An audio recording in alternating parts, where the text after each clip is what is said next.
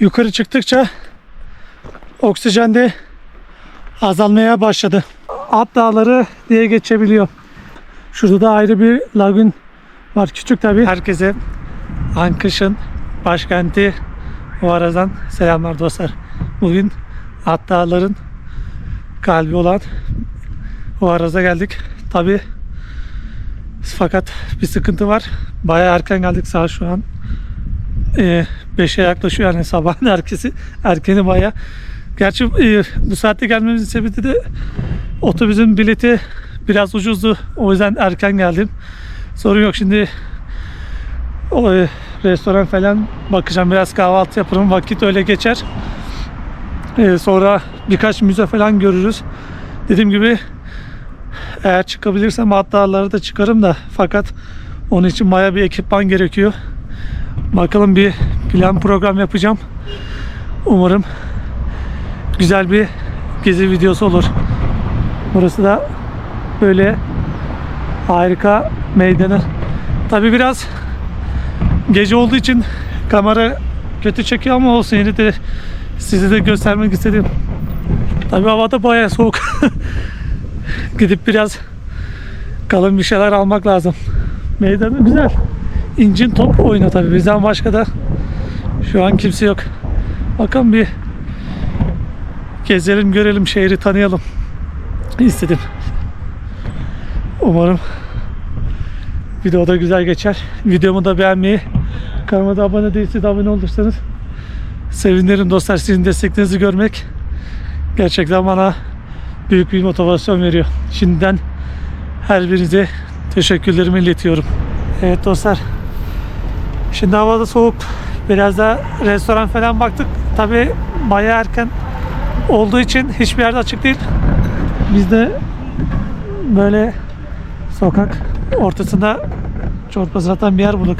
Gerçi burası Peru'da meşhur oluyor genelde, sokakta çorba satan, kahvaltı daha doğrusu öyle. Tabii ne kadar sağlıklı bilmiyorum ama fakat bayağı acıktım. Buranın yerel pazarı da açık değil. Mecbur yiyeceğiz. Havada bayağı soğuk zaten. Gerçi günü ağarmaya başladı ama şimdi kahvaltımızı yapalım. Şöyle makarnanın, etin bulunduğu harika bir çorba. Bu da 5 soles. Gayet de uygun yani. Pahalı da değil. Şimdi çorbamızı yiyelim. Birkaç yer baktım, göreceğim. Oraya ziyaret ederiz. Kahvaltımızı yaptık. Sonra şehir merkezinden de Vilcay'ın diye böyle kasaba ya da köy gibi bir yer var. Oraya geldik. Buradan Laguna Radiam var. Oraya doğru yürüyoruz. Fakat burada müze de var. İlk başta Laguna gidelim dedim. Sonrasında müzeye çekeriz falan, öyle düşündüm. Şimdi köyden birisi 2 saat yürüme mesafesi falan var dedi. Şöyle yürüyoruz ormanların içinden. Doğru, şurası tarihi arkeolojik alan. Tabii dediğim gibi Ovaraz genelde turistlerin çok yoğun geldiği bir şehir.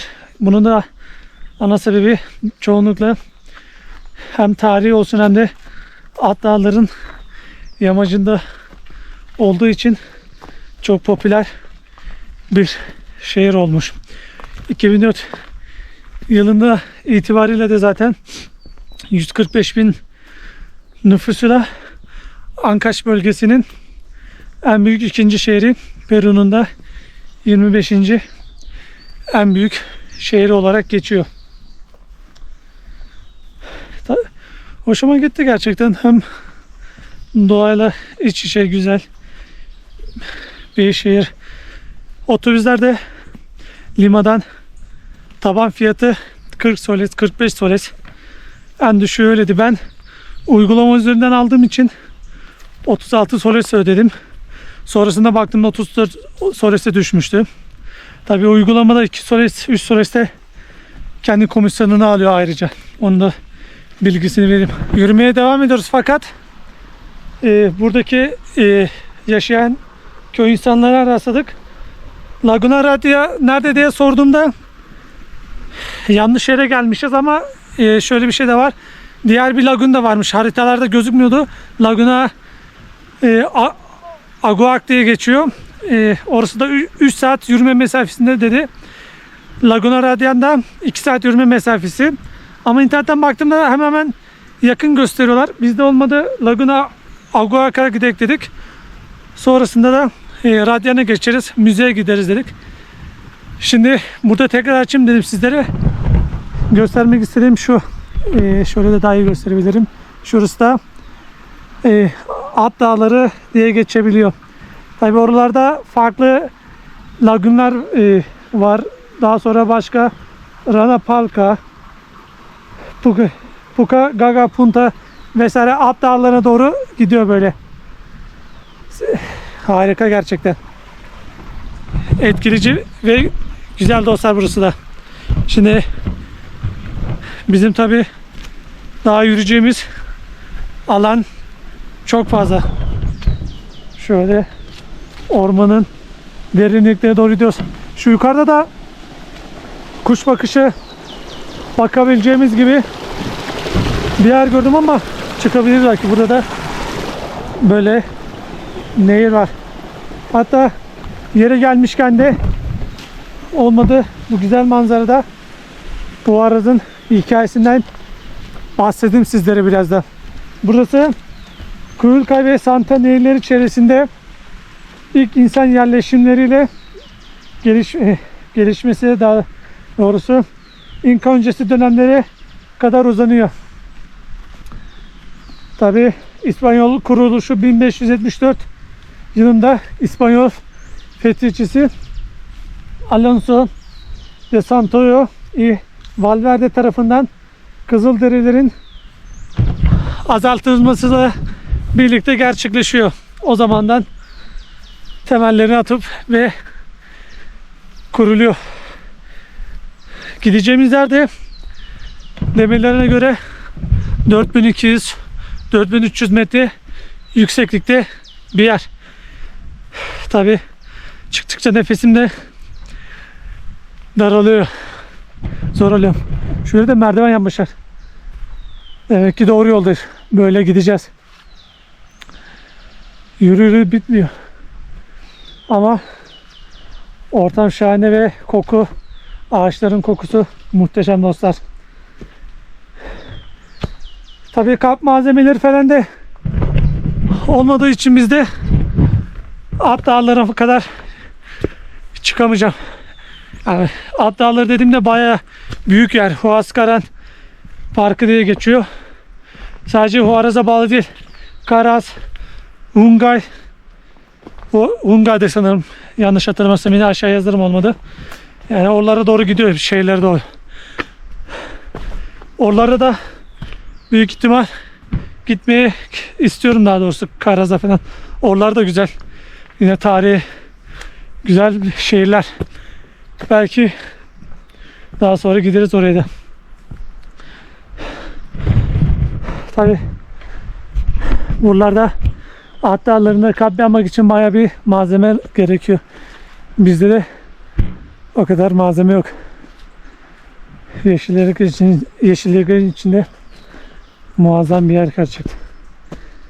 Peru'nun tabi 20 Ocak 1574 yılında da Peru'nun bağımsızlığı sırasında şehir kurtarıcı orduyu memnuniyetle karşılayıp ve askeri teçhizat ve malzeme sağlıyorlar işte. Ondan sonra da böylece kurtarıcı Simon Bolivar tarafından çok cömert Huaraz şehri sembolik takma adını kazanıyor. Zaten Simon Bolivar isminde Huaraz'ın merkezinde çok duydum. Birçok cadde ismini vermişler. 2,5 saattir yürüyoruz. Daha 1 saat yürüyeceğimiz yer var. Fakat yukarı çıktıkça oksijende azalmaya başladı. Hem ciğerlerim hem ayaklarım artık zor gidiyor yani. Ama bunu başarabiliriz yani. Yapabiliriz.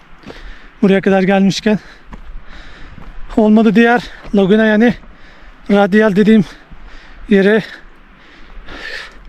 gidemeyiz belki. Orası uzak. Manzarada böyle. Şu an mavi köprü gibi yerden su aldım. Doğal su. Şurada da ayrı bir lagün var. Küçük tabi. Şurası Huaraz. Büyük baya. Şu arka taraf gözüküyor. Şurası da alt dağlarına doğru gidiyor. Daha gideceğimiz yerde şu tarafta lagün. Diğer lagün de aşağıda. Tabi orası da bayağı uzak. Çıkma mesafesi daha doğru çıktığımız için bilmiyorum nasıl yapacağım. İlk başta şuraya gidelim, bitirelim. Gidebilirsem de oraya giderim. Biraz dinlenmem gerekiyor tabi. Güzel yani ortam. Hoşuma gitti şimdilik. Sizi de buraya göstereyim dedim. Görüyorsunuz manzara güzel.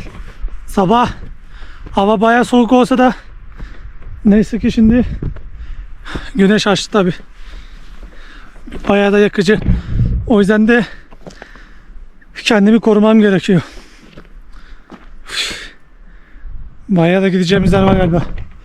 Şuraya doğru çıkacak gibi gösteriyor bize. Bayağı çıktım. Böyle bir yere geldim. Gerçi şu yukarı doğru da çıkacağız gibi gösteriyor fakat çok yoruldum. Yani ayağımda, diz kapağımda bir sorun var. Yani daha da beni yürütmüyor yani. Çıkartamıyor. Şöyle yere geldik. Şurası dediğim gibi ne? Huaraz. Gerçekten ortam güzel ama çok yüksekte bir yerdeyiz. Bu yüzden de hem nefes almak zor oluyor. Bir de başım dönmeye başladı bu kadar yükseğe çıkınca. Dediğim gibi diz kapaklarım, bacaklarım da ağrıdı. Yani çıkamıyordum da. Olmadı. Gidebilirsem diğer lagüne gitmeye çalışacağım. Oraya bakacağım. Gidebilirsem oraya gideceğim. Gidemezsem de olmadı. Müzeye gideriz. Veyahut da şurada lagün var. Aşağıda. Oraya gideriz. Orayı gösteririm. Yani yollar çok bozuk dostlar. Yolların bozuk olmasından dolayı da ayaklarımı bayağı yordu. Diz kapaklarım da ağrımaya başladı. Bilmiyorum. Belki başka zaman tam teşhisatlı geliriz. Üstünde de bu kadar yük olunca yorucu oluyor. Şimdi tekrar inelim olmadı. Ama burası da fena değil. Şu anda yani toplamda 3800 metre yüksekliğe geldik. Gideceğimiz yerde 4100 metre yükseklikte bir yer. Bayağı tepede, yani dağın tepesinde bir yerde kalıyor lagün. Hava da sıcak tabi. Vakit de geç oldu. Şimdi oraya gidersem tekrar dönmesi zor olur. Çünkü akşam tekrar Lima'ya döneceğim. O yüzden geç olmasın istemiyorum. Birkaç görmem gereken yerler de var. Bakalım şimdi geri inelim olmadı biz. Videonun da sonuna gelmiş bulunuyoruz. Tabii her ne kadar Lagüne de gidemesek de Lagünden sonra müzeye gidecektim. Fakat müzede de GoPro'ya izin vermeyip telefonun kamerasına izin verdi. Çok saçma gelmişti. Oradaki kişi Plaza de Armas'a gidip, yani buranın meydana gelip forum doldurmamız gerektiğini söyledi. Vakit yoktu. Çünkü Lagüne gittik. 3 saat 4 saat yürüme mesafesi falan var derken bir daha da geri döndük. Bayağı bir zaman geçti. Buraya da zaten günübirlik gelmiştim. Aklımda plan şöyleydi. Belki günübirlik gelip birçok gezebileceğimiz, görebileceğimiz yer olur sanırım. Olmadı. Sağlık olsun. Şimdilik bu şehre veda edelim. Belki yine tekrar geliriz. Yani birçok tur firması vardı fakat onlar da pek güvenemiyorum. Çünkü en son Oxapampa gezimde birisine güvendim. Pek de dedikleri gibi çok yer göstermemişti. Yine aynısı olur diye çok da şey yapmadım, yani güvenmedim. Kendi başıma gideyim dedim de ayağımda izin vermedi. Sağlık olsun. Tekrar şöyle meydana geldik. Videomu da beğenmeyi ve kanalıma da abone değilseniz abone olup sanırım çok severiz. Sizin desteklerinizi görmek bana çok büyük bir motivasyon veriyor. Bir sonraki macera videosunda görüşürüz. Kendinize iyi bakın. Sağlıkla kalın.